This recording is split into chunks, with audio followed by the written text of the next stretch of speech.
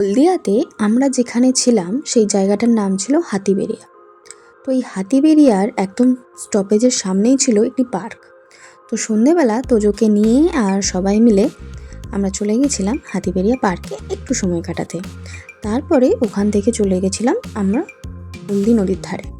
তো এই যে পার্কটা, এই পার্কটা কিন্তু খুব সুন্দরভাবে সাজানো ছিল, লাইটিং এবং তার সাথে মিউজিক আর জলের কারুকার্য, এইগুলো মিলিয়ে ওখান থেকে বেরোনোর তো একদম ইচ্ছেই হচ্ছিল না।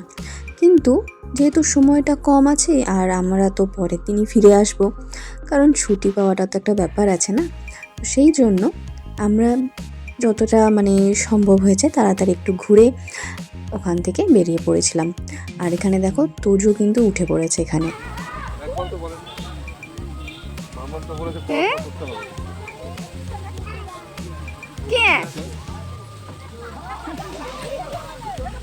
কি আছি তো বসো বসো।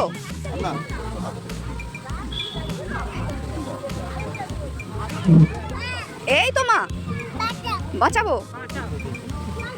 তোজো তো বাচ্চা, ও তো ওর দোলনায় ছুঁয়েছে, কিন্তু এই দুটোকে দেখে মনে হচ্ছিল সত্যিই দিল তো বাচ্চা হেজি বলে যে কথাটা আছে না, সেটা তো এদেরকে দেখেই মনে হচ্ছিল। তার মধ্যে একটাকে তো মেনে নেওয়া যায় যে সে বাচ্চা, কিন্তু আরেকটা সে তো বাচ্চার বাবা, তার অবস্থাটা দেখো একবার।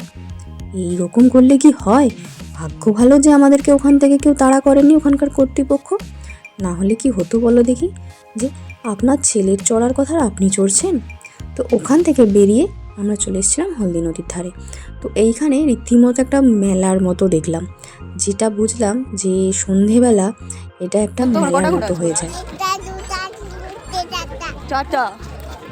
চারটা ঘোড়া। আর ওইখানে কে বসে আছে? ওটা কে বসে আছে? ওটা কে বসে আছে? নমঃশিবায়। এটা কৃষ্ণ ঠাকুর আর ওটা হচ্ছে অর্জুন।